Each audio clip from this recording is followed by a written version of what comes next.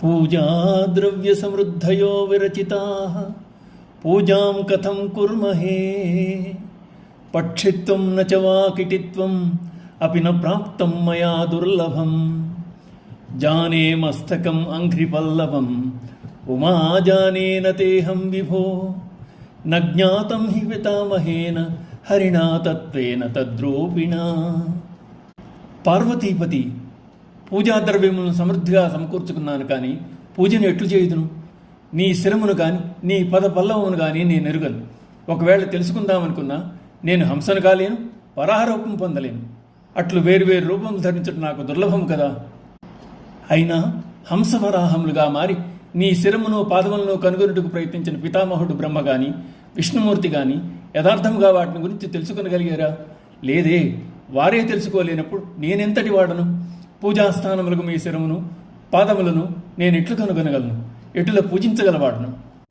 క్రితం శ్లోకంలో పూజా ద్రవ్యాలను సేకరించి తీసుకురావడం అసాధ్యం కనుక ఉన్నదాంతోనే సరిపెట్టుకోలేవా అన్న శంకర్లు ప్రస్తుత శ్లోకంలో పూజ కోసమై అవసరమైన ద్రవ్యాలన్నింటినీ సిద్ధం చేసుకున్నాను, పూజ ప్రారంభించాలి, పూజలో భాగంగా అంగపూజ జరగాలి, విశ్వమంతా వ్యాపించి ఉన్న పరమేశ్వరుని ఏ విధంగా చూడాలి, అంగపూజ ఎలా చేయాలి అన్న సందిగ్ధంలో పడ్డారు.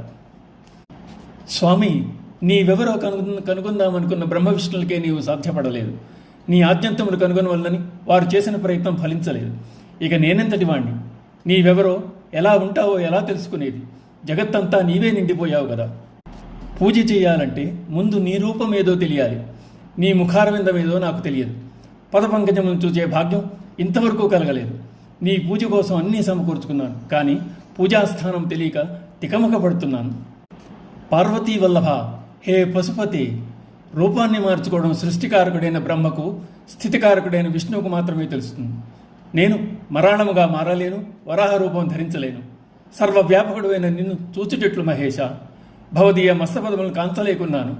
అజ్ఞానుడను, విభో నన్ను కరుణింపు అంటున్నారు శంకరాచార్యుల వారు. పూర్వం అర్జునుడు కూడా కురుక్షేత్రంలో ఇదే సందిగ్ధంలో పడ్డాడు. ఎదురుగుండా విశ్వరూపాన్ని చూపిస్తున్నాడు కృష్ణ పరమాత్మ.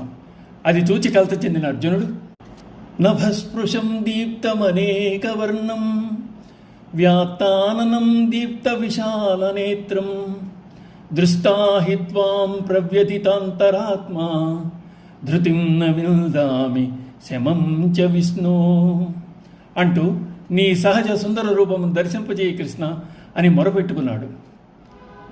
ఓం నమః శివాయ.